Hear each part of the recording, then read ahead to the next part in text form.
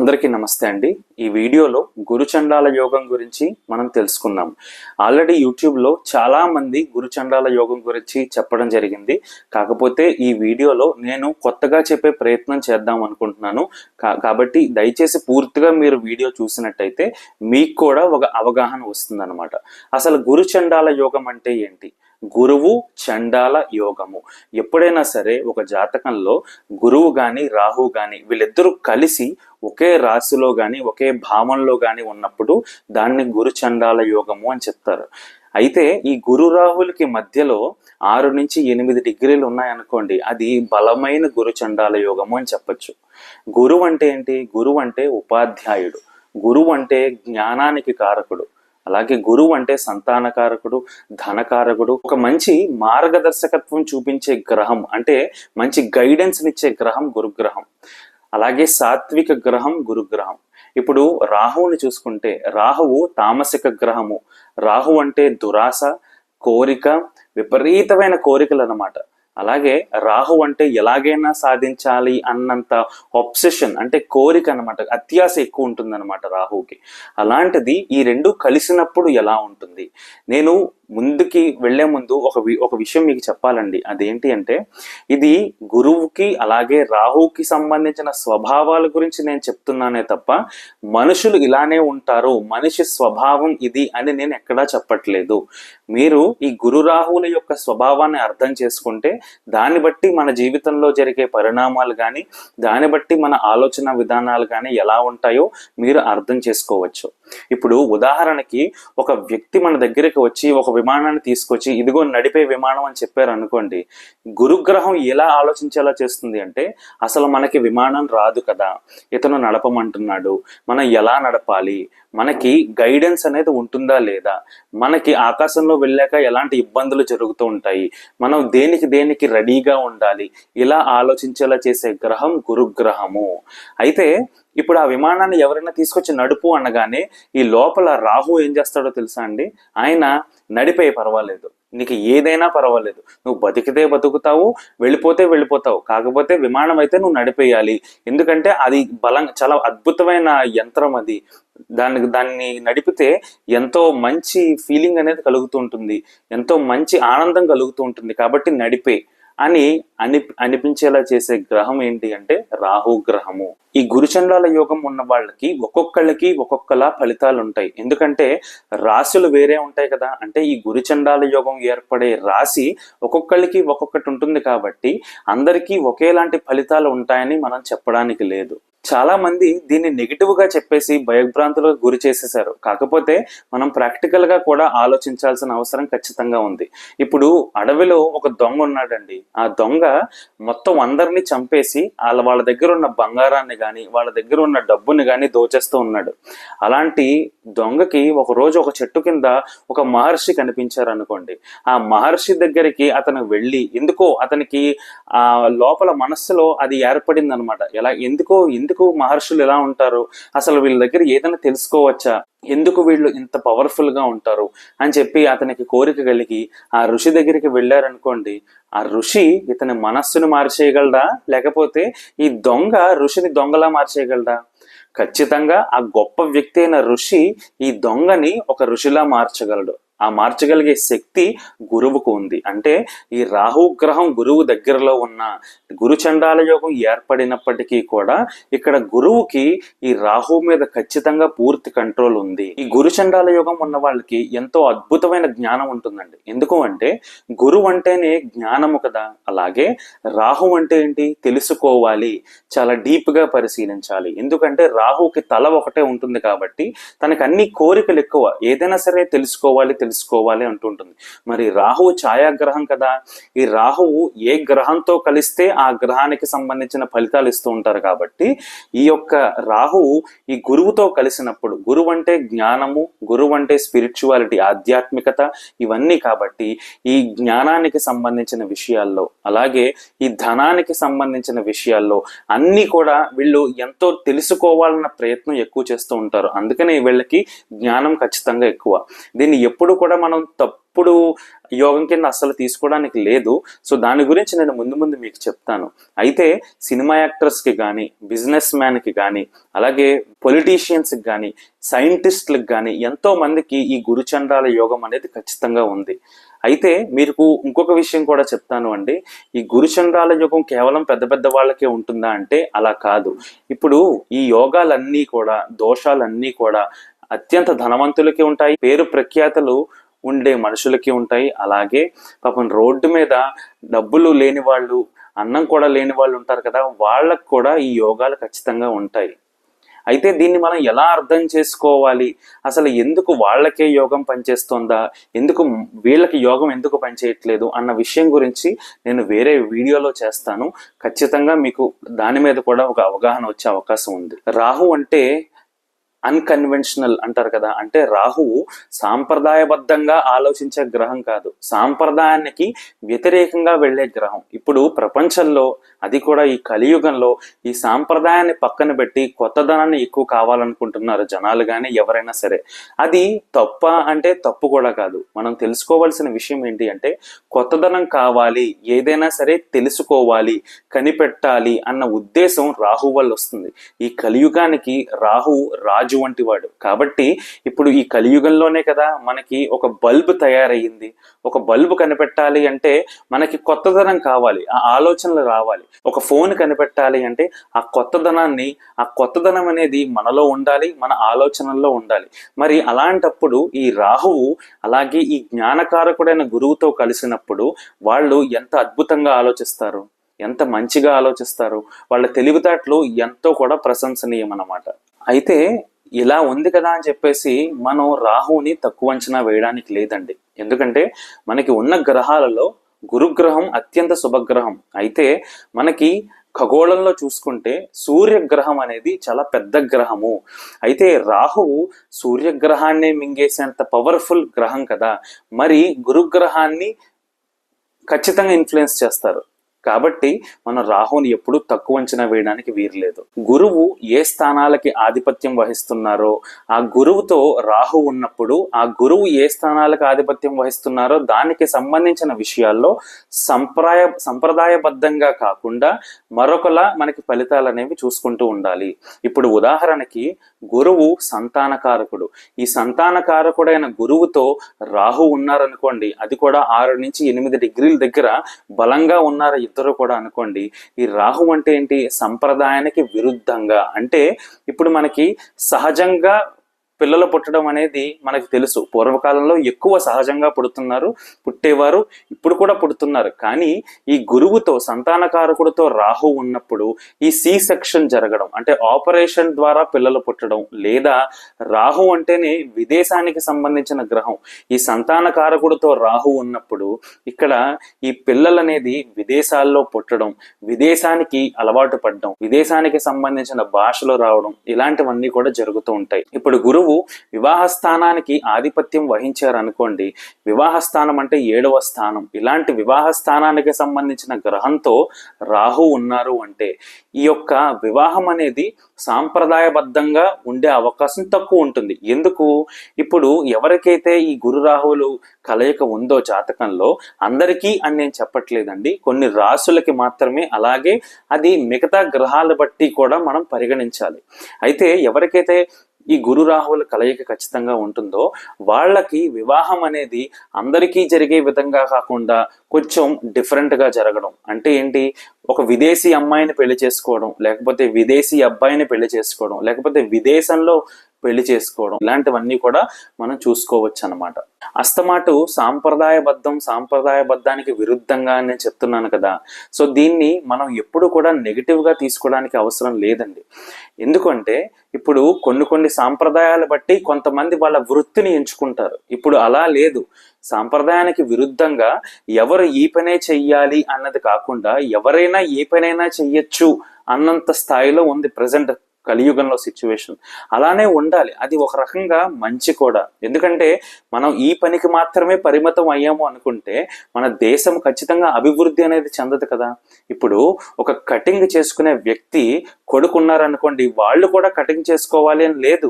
వాళ్ళు IAS collectors అవుతున్నారు, ఎంతో గొప్పగా వాళ్ళు వాళ్ళ జీవితాన్ని ముందుకు తీసుకెళ్తున్నారు. అలాగే ఎంతో మందికి మార్గదర్శకత్వంగా ఉంటున్నారు, అలానే ఎంతో మందికి ఇన్స్పిరేషన్ గా కూడా ఉంటున్నారు అనమాట. సో ఈ రాహు వల్ల మనకి పాజిటివ్ అనేది ఖచ్చితంగా కూడా ఉంటుంది. మరి పూర్వకాలంలో రాహు ఉన్నారు కదా, రాహు ఖచ్చితంగా ఎప్పటి నుంచో ఉన్న గ్రహాలు కదా ఇవన్నీ కూడా. మరి పూర్వకాలంలో ఎవరు ఏ పని చేయాలో ఆ పనే చేసేవాళ్ళు ఇప్పుడు ఎందుకు మారుతున్నారు, మరి అప్పుడు లేనిది ఇప్పుడు ఎందుకు కొత్తగా వస్తుంది అన్న క్వశ్చన్ మీకు రావచ్చు. అయితే మన జ్యోతిష్యంలో అన్నిటికన్నా ముఖ్యంగా మనకి చెప్పిన విషయం ఏంటి అంటే, దేశ కాలమాన పరిస్థితుల బట్టి మనకి ప్రభావాలు అనేవి కనపడుతూ ఉంటాయి. సో దాన్ని బట్టి మనం ప్రతిదీ కూడా చూస్తూ ఉండాలి. ఇప్పుడు జనరల్గా ఏంటి అంటే, చాలా మందికి నాకు గురువు కావాలి, గురువు లభించాలి అని చెప్పి ఎంతో మంది అనుకుంటూ ఉంటున్నారు. ఇప్పుడు గురువు కావాలి అనుకుంటున్న వాళ్ళు అసలు మనం తెలుసుకోవాల్సిన విషయం ఏంటి, గురుకులాలు అనేవి ఎన్ని ఉన్నాయి. ఒకవేళ మనకి నిజంగా గురువు ఖచ్చితంగా ఉన్నా కూడా మనకి ఈ రాహు ఉండడం వల్ల, అంటే ఈ గురుచండాల యోగం గురించి నేను చెప్తున్నాను కాబట్టి, ఈ రాహు ఉండడం వల్ల ఆ రాహువు స్వభావం ఎలా ఉంటుంది, గురువు నిజంగా కూడా జ్ఞానాన్ని చెప్తున్నప్పుడు వీళ్ళు గురువుని ఆపి మీరు ఇలా చెప్తున్నారు, ఇలా కాదు, ఇలా కదా అని చెప్పేసి ఎక్కువ ప్రశ్నలు వేస్తూ ఉండడం అనేది ఖచ్చితంగా ఉంటుంది. దానివల్ల మనం గురువుకిచ్చే విలువ ఎంతవరకు ఉంటుంది, గురువుకిచ్చే ప్రాధాన్యం ఎంతవరకు ఉంటుంది, అది కూడా మనం చూస్తూ ఉండాలి. ఈ గురు చండాల యోగం ఉన్న వాళ్ళకి ఎక్కువ ప్రశ్నలు వేస్తూ ఉంటారు, ప్రతిదీ కూడా ఎక్కువ తెలుసుకోవాలన్న కుతూహలం చాలా ఎక్కువగా ఉంటుందన్నమాట. తొందరగా నేర్చుకోవాలి, తొందరగా తెలుసుకోవాలి అన్న ఉద్దేశంతో వీళ్ళు చాలా తొందరగా తెలుసుకునే ప్రయత్నం చేస్తూ ఉంటారు, తొందరగా జ్ఞానాన్ని సంపాదించుకునే ప్రయత్నం చేస్తూ ఉంటారు.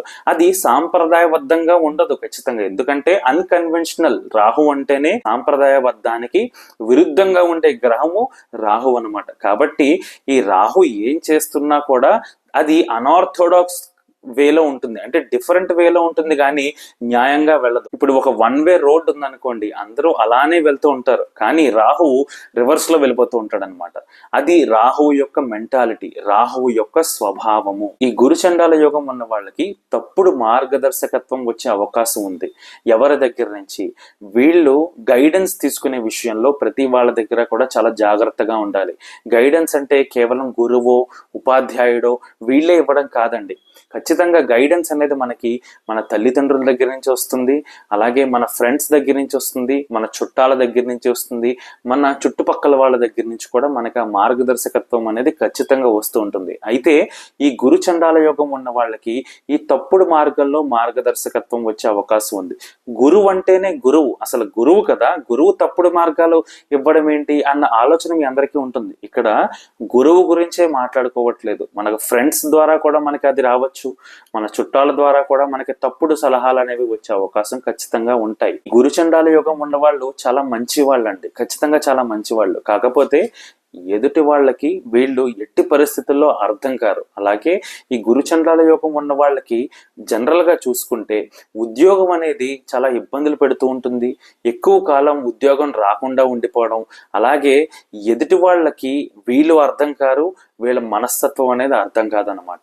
దేవ అసుర సంగ్రామం లాంటిది ఈ గురుచండాల యోగం. ఇప్పుడు సముద్ర మథనం జరిగినప్పుడు దేవతలు పాల్గొన్నారు, రాక్షసులు కూడా పాల్గొన్నారు. అయితే సముద్ర మథనం జరుగుతున్నప్పుడు కేవలం విషం వచ్చిందా, విషంతో పాటు ఎంతో మంచి కూడా మనకి ఆ సముద్ర మథనం నుంచి బయటకు వచ్చిందనమాట. అయితే ఈ గురుచండాల యోగం ఉన్నంత మాత్రాన కేవలం ఇబ్బంది, వాళ్ళ జీవితంలో పైకి రారు, పెళ్లి జరగదు, పిల్లలు పుట్టరు, అలాగే వాళ్ళు ఏం చేస్తున్నా వాళ్ళకి అది పని అవ్వదు, ముందుకు వెళ్ళలేరు, జీవితంలో ఎదగలేరు, ఇలాంటివన్నీ కూడా మనం చెప్పడం కరెక్ట్ కాదు.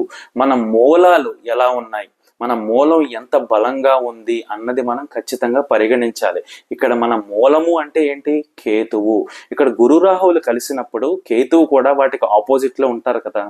కేతువు ఎంత బలంగా ఉంది, ఏ రాశిలో ఉంది, ఏ భావంలో ఉంది, బలం అనేది ఎలా ఉంది, అసలు ఒక గ్రహానికి బలం ఎలా ఉంటుంది అన్నది నేను ఒక వీడియో చేశాను, దానికి సంబంధించిన లింక్ డిస్క్రిప్షన్లో ఇస్తాను, అది చూడడానికి ప్రయత్నించండి. కాబట్టి మన మూలాలను కూడా మనం గట్టిగా అర్థం చేసుకోవాలి.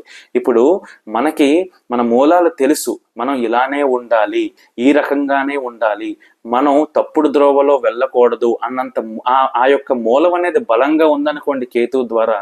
ఇక్కడ గురు రాహువులు కలిసినప్పటికీ కూడా ఆ జ్ఞానం అనేది రాహువు ఎంతో గొప్పగా పొందడానికి ప్రయత్నిస్తారు తప్ప అది అన్కన్వెన్షనల్ వేలో ఒకళ్ళని మోసపూరితంగా మనకి సంపాదించుకోవాలి, మోసం చెయ్యాలి అన్నంత ఇది వాళ్ళకి ఉండకపోవచ్చు. ఎందుకంటే మూలం అనేది చాలా బలంగా ఉండాలి. గురు చండాల యోగం ఉన్న వాళ్ళు ఎక్కువ ప్రశ్నిస్తూ ఉండే అవకాశం ఉంది. ఇప్పుడు గురువు అంటే జ్ఞానము, గురువు అంటే దేవుడు.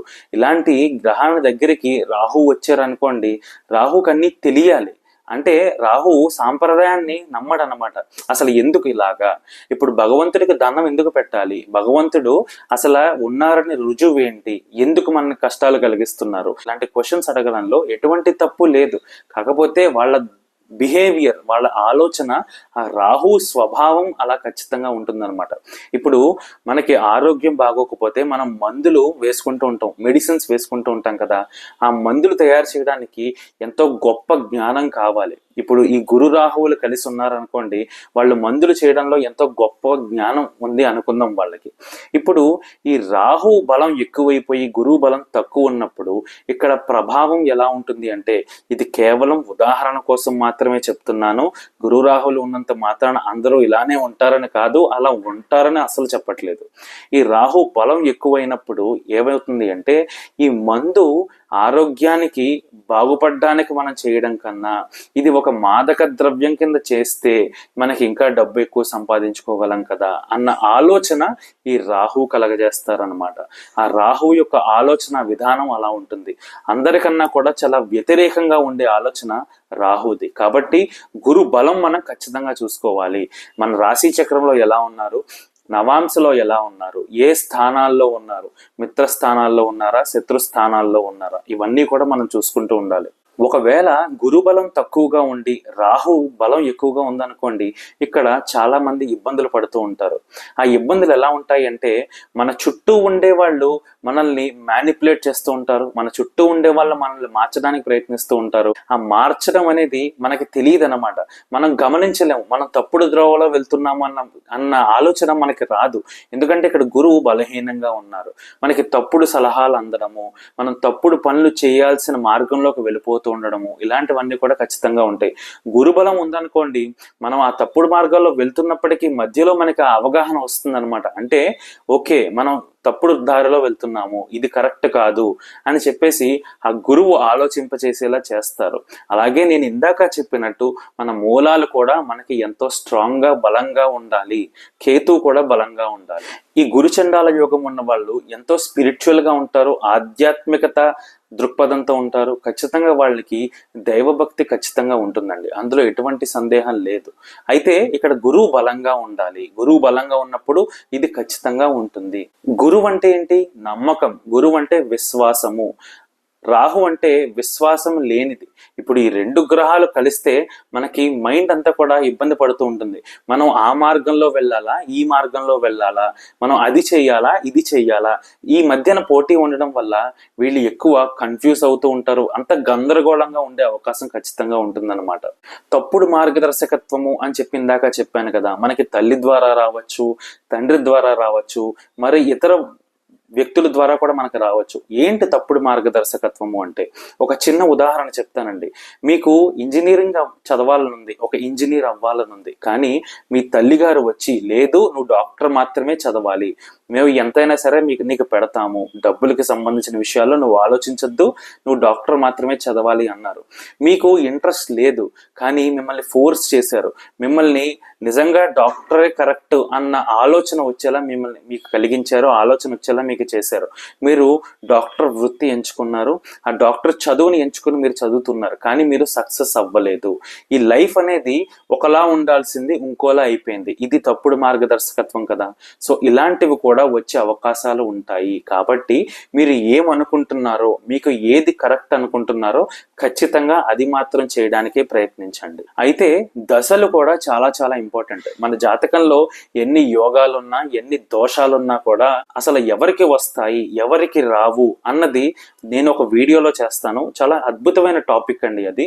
దాన్ని బట్టి మీరు అర్థం చేసుకోవచ్చు అనమాట. దశలు ఎంతప్పుడు చంద్రమంగళ యోగం ఉన్నా, ఎంత గజకేసరి యోగం ఉన్నా, ఎంత హంస యోగం ఉన్నా ఎందుకు నాకు ఫలితాలు రావట్లేదు అన్న ఆలోచన మీ అందరికీ ఖచ్చితంగా కలుగుతుంది. ఆ దశ కూడా అయిపోయి ఉంటుంది, కానీ ఆ యొక్క ఫలితం మాత్రం ఖచ్చితంగా ఉండకపోవచ్చు. కాకపోతే అసలు దాన్ని ఉన్న రహస్యం ఏంటి వెనకాల బ్యాక్గ్రౌండ్లో అన్నది నేను మరో వీడియోస్లో ఖచ్చితంగా చెప్తాను. ఒకటే అండి, ఫైనల్గా నేను చెప్పదలిచేది ఏంటి అంటే, రాహు అనేది సాంప్రదాయానికి విరుద్ధంగా ఉండడం, నిజానికి దూరంగా ఉండడం. ఇప్పుడు మనకి పురాణాల్లో నిజాన్ని చూపించి ఇప్పుడు ప్రజెంట్ సినిమాల్లో ఒక రకంగా తీస్తున్నారు. పురాణాల్లో నిజం అనేది, వాస్తవం అనేది ఒకటి ఉంటే ఇప్పుడు సినిమాల్లో డిఫరెంట్గా తీస్తున్నారు. అది ఎంతవరకు కరెక్ట్? ఇదే ఈ రాహు యొక్క ప్రభావం అన్నమాట. ఈ రాహు ప్రభావం ఉన్నప్పుడు నిజానికి దూరంగా ఉండి మనం కొత్తదనాన్ని కోరుకుంటాం, కొత్తవన్నీ సృష్టిస్తూ ఉంటాం. ఇప్పుడు గురు రాహువులు ఏ రాశుల్లో ఉన్నారు, ఏ స్థానాల్లో ఉంటే ఎలా ఉంటుంది అన్నది నేను మీకు చెప్పలేదు. కాకపోతే దాని గురించి నేను వేరే వీడియో చేస్తాను. కానీ ఈ గురు రాహువుల్ని మనం ఏ రకంగా అర్థం చేసుకోవాలి అన్న విషయాన్ని మాత్రమే నేను చెప్పాను. గురు రాహువులు కలిసి ఉన్నంత మాత్రాన అది తప్పు కాదు, అది ఇబ్బంది కాదు, అదో పెద్ద యోగమో అదో పెద్ద దోషమో కాదు. ఖచ్చితంగా మంచి జరగాల్సిన చోట మంచి జరుగుతూ ఉంటుంది, ఇబ్బంది పడాల్సిన చోట ఇబ్బందులు కూడా పడుతూ ఉంటారు. కానీ మన మూలము అనేది చాలా ఇంపార్టెంట్. కేతువు ఎంత బలంగా ఉన్నారో అన్నది కూడా మనం పరిగణిస్తూ ఉండాలి. ఈ వీడియో కనుక మీకు నచ్చినట్టయితే దయచేసి లైక్ చేయండి, నా ఛానల్కి సబ్స్క్రైబ్ చేసుకోండి. Thank you so much.